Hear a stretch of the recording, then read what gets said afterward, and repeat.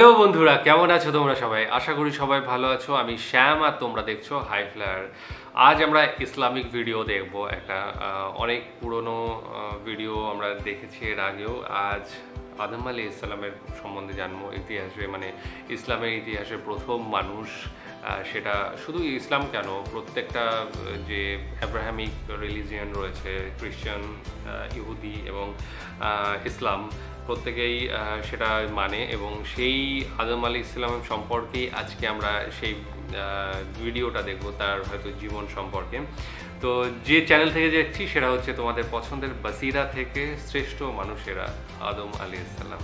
তো ডেসক্রিপশন বক্সে লিঙ্ক দিয়ে রাখবো, সেখানে গিয়ে অরিজিনাল ভিডিওটা দেখো, সাথে সাথে চ্যানেলটাকে লাইক, শেয়ার, সাবস্ক্রাইব করে দিও। তো চলো ভিডিওটা দেখে নিই, তারপর আরও কথা হবে।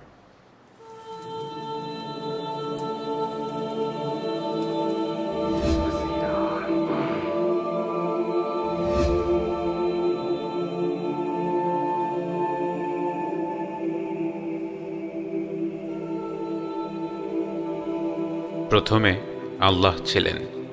আল্লাহ ব্যতীত আর কোনো কিছুর অস্তিত্ব ছিল না। এমন কোনো মুহূর্ত ছিল না যখন তিনি ছিলেন না।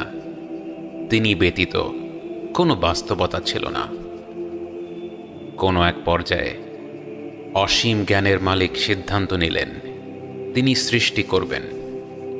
একে একে সম্ভাবনার জগৎ থেকে বাস্তবতার জগতে নিয়ে আসতে লাগলেন তার প্রথম সৃষ্টিগুলোকে। যেহেতু অসীম জ্ঞানের মালিক সিদ্ধান্ত নিয়েছেন সৃষ্টি বলে কিছু থাকবে, তার মানে সৃষ্টির অস্তিত্ব থাকাটাই শ্রেয়। সেই সৃষ্টি ভালো কিছুই করুক বা খারাপ কিছু। আল্লাহ তার আরশ সৃষ্টি করলেন, পানি সৃষ্টি করলেন, কলম সৃষ্টি করলেন এবং সেই কলমকে আদেশ করলেন, লেখো। কলম বলে উঠল, আমার রব, আমি কি লিখব? আল্লাহ বললেন, সময়ের শেষ পর্যন্ত অর্থাৎ কিয়ামত পর্যন্ত যা কিছু ঘটবে সব কিছু লিখো। আরশ শব্দের অর্থ আসন। আসন, পানি, কলম, এই শব্দগুলোর অর্থ আমরা জানি, কিন্তু আল্লাহর সেই আরশ, সময়ের শুরুর সেই পানি এবং সব কিছুর নিয়তি লেখা সেই কলম কেমন তা আমাদের পক্ষে জানা সম্ভব নয়, এবং একমাত্র আল্লাহর কাছেই পরিপূর্ণ জ্ঞান রয়েছে। মহাবিশ্ব তৈরির 50,000 বছর আগেই আল্লাহর হুকুমে সেই কলম সব কিছুর নিয়তি লিখে রেখেছিল লাওহাল মাহফুজে।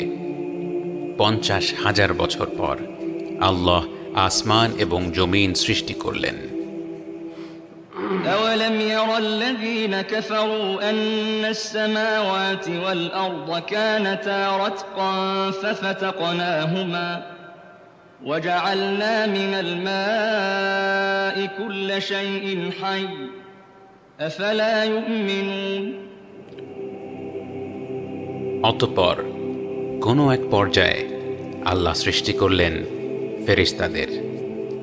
নূর থেকে তৈরি আল্লাহরই অপূর্ব সৃষ্টি প্রবৃত্তিগতভাবেই আল্লাহর ইবাদতে নিমজ্জিত থাকে এবং আল্লাহর কোনো হুকুমের অমান্য করে না, এবং তাদের মধ্যে থেকে সর্বপ্রথম এবং সর্বশ্রেষ্ঠ হলেন জিবরাঈল আলাইহিস সালাম। আল্লাহ নূর থেকে ফেরেশতা তৈরি করার পর আরও কিছু সময় পার হলো এবং এরপর এক নতুন জাতি সৃষ্টি করলেন, এবং তাদের সৃষ্টি করলেন এক ধরনের ধোঁয়াবিহীন আগুন থেকে। এই জাতির নাম হলো জিন। ফেরেশতা আর জিনদের মধ্যে মূল পার্থক্য হলো জিন জাতি প্রবৃত্তিগতভাবেই আল্লাহর ইবাদত করে না, বরং তারা চাইলে তার হুকুম অমান্য করতে পারে। আল্লাহ জিনদের দুনিয়াতে খলিফা হিসেবে পাঠালেন। আগুন থেকে তৈরি এই সৃষ্টি ছিল উত্তেজনাপ্রবণ। তারা ঘন ঘন যুদ্ধ ও খুনাখুনিতে লিপ্ত হতে লাগল এবং দুনিয়াতে অন্যায় অনাচার ছড়িয়ে পড়ল। কিছু পুণ্যবান জিন থাকা সত্ত্বেও বেশিরভাগ জিন আল্লাহকে অমান্য করতে লাগল। কিন্তু একজন জিন ছিল যে বিশেষভাবে আল্লাহর ইবাদত করত এবং আল্লাহর নৈকট্য লাভ করার চেষ্টা করত। এক পর্যায়ে তার ইবাদতের পুরস্কার স্বরূপ আল্লাহ তাকে তার এতটা কাছে আসার অনুমতি দিলেন যে সে ফেরেশতাদের অবস্থানে গিয়ে আল্লাহর ইবাদত করার সুযোগ পেল। অন্যদিকে দুনিয়াতে জিন জাতির অপকর্ম চলতে থাকায় আল্লাহ তাআলা ফেরেশতাদের হুকুম দিলেন দুনিয়াতে গিয়ে সেই জিনদের বিতাড়িত করার জন্য। এই দায়িত্ব পালন করার জন্য ফেরেশতাদের সাথে পাঠানো হলো আল্লাহর বিশেষ অনুগ্রহ লাভ করা সেই জিনকেও। দুনিয়ায় অন্যায় অনাচার সৃষ্টিকারী জিনদের ফেরেশতারা ধ্বংস করল এবং খুব অল্প সংখ্যক জিন রেহাই পেল। আল্লাহর হুকুম পালন করে ফেরেশতারা আসমানে ফিরে আসলো এবং তাদের সাথে সেই পুণ্যবান জিন। এরপর কতটুকু সময় পার হলো তা আমরা জানি না, কিন্তু এক পর্যায়ে রব্বুল আলামিন ঘোষণা দিলেন তিনি এক নতুন জীব সৃষ্টি করবেন।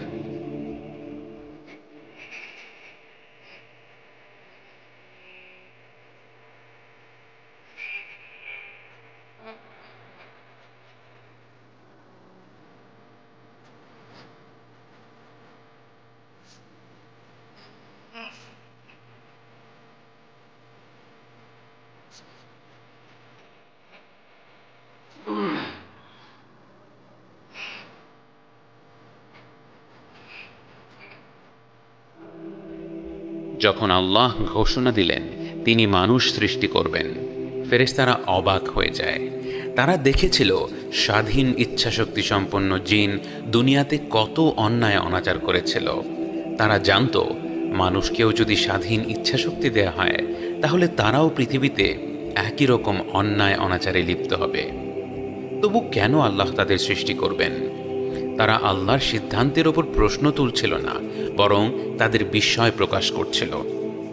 আল্লাহ খুব সহজভাবেই বোঝালেন তার কাছে এমন জ্ঞান রয়েছে যা ফেরেশতাদের কাছে নেই।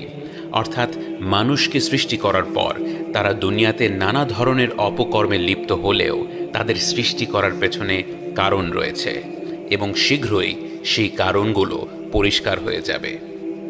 অতঃপর আল্লাহ নিজ হাতে আদম আলাইহিসসালামকে সৃষ্টি করলেন এবং তাকে সৃষ্টি করলেন মাটি থেকে, এবং তার দৈহিক গঠন সম্পন্ন করার পর তার ভেতর রূহ বা আত্মা ফুঁকে দিলেন এবং তিনি আদম আলাইহিসসালামকে সব কিছুর নাম শেখালেন।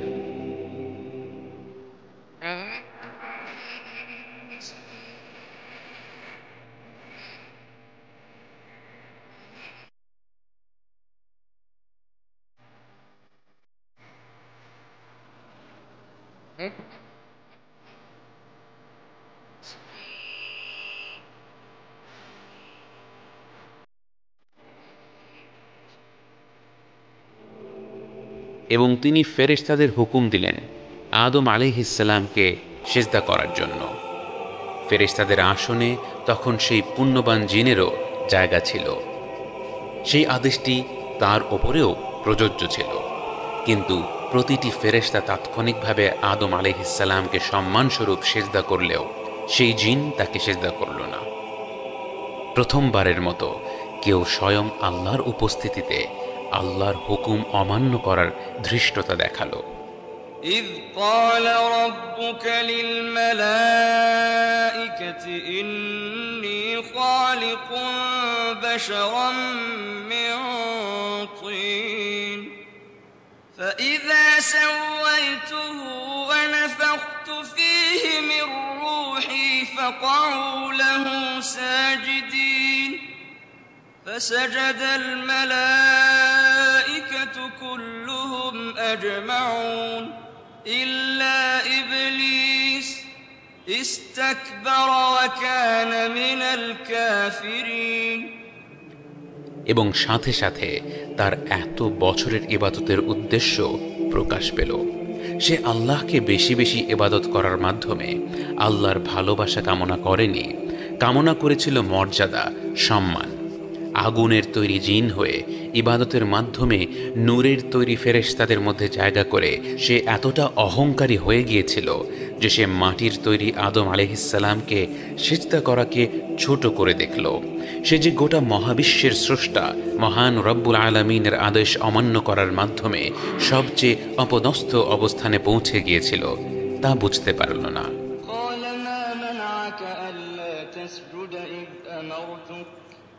قال أنا خير منه خلقتني من نار وخلقته من طين এবং হয়তো আল্লাহকে অমান্য করার চেয়েও বড় ভুলটা সে তার পরই করল। সে আল্লাহর রহমত এবং অনুগ্রহের ব্যাপারে হতাশ হয়ে গেল। সে ধরেই নিল সে যে ভুল করেছে এর থেকে আল্লাহ তাকে আর কোনোদিন ক্ষমা করবেন না। এই হতাশ হয়ে যাওয়াকে আরবিতে বলা হয় আবলাসা, এবং সেই থেকে তার নাম হয়ে গেল ইবলিস। অতঃপর আল্লাহ তাআলা ইবলিসকে বিতাড়িত করলেন। قال فاخرج منها فإنك رجيم وإن عليك لعنتي إلى يوم الدين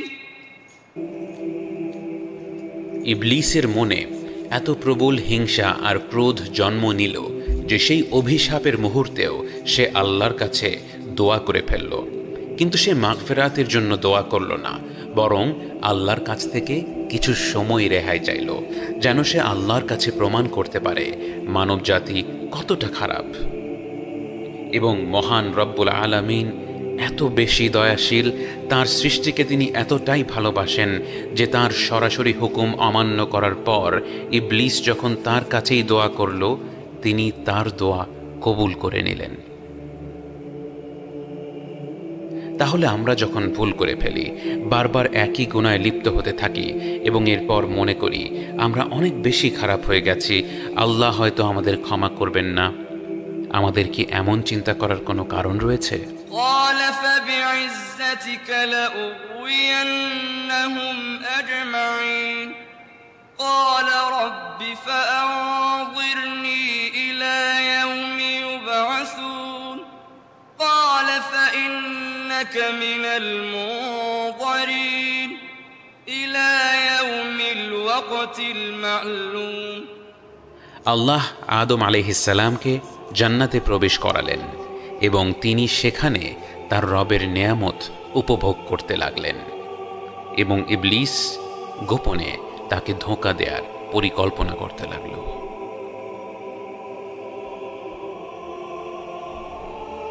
প্রথম পর্ব শেষে শ্রোতাদের জন্য কিছু প্রশ্ন।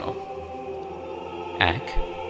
ইবলিস সারা জীবন একনিষ্ঠভাবে আল্লাহর ইবাদত করে গেল এবং এত বেশি ইবাদত করল যে আল্লাহই তাকে ফেরেশতাদের অবস্থানে নিয়ে এলেন, অথচ তার একটিমাত্র ভুলের জন্য আল্লাহ তাকে চিরতরে অভিশপ্ত ঘোষণা করলেন। এর কারণটা কি? 2. আদম আলাইহিসসালাম মাটির তৈরি হওয়া সত্ত্বেও আল্লাহ নূর ও আগুনের তৈরি সৃষ্টিদের আদেশ করলেন তাকে সেজদা করার জন্য, যদিও নূর ও আগুন উভয় বস্তুই মাটির চেয়ে অনেক বেশি শক্তিশালী। এর কারণটা কি? এই দুটি প্রশ্ন নিয়ে কিছুক্ষণ চিন্তা করে কমেন্টে আপনাদের মতামত জানিয়ে দিন। আগামী পর্বে আদম আলাইহিসসালামের জীবনের পরের অধ্যায়গুলো বর্ণনা সহ এই প্রশ্নগুলো নিয়েও আলোচনা হবে ইনশাআল্লাহ। আচ্ছা, আবলাসা মানে যে ইবলিশ এবং হতাশা, সেইটা কিন্তু আজকের ভিডিওতে জানতে পারলাম। আবলাসাই যত সম্ভব শব্দটা, তো ঠিক বলছি কিনা জানিও। আবলাসা যেটা আরবি শব্দ, সেখান থেকে হতাশা এসেছে এবং ইবলিসের মধ্যে যে হতাশাটা ঢুকে গিয়েছিল সেই জন্যই সেখান থেকে আমরা এটা খুঁজে পাচ্ছি। ইবলিসের মধ্যে এই হতাশা ঢুকেছিল যে তিনি ঈশ্বর তাকে আর কোনোদিন মাফ করবেন না, এইটা।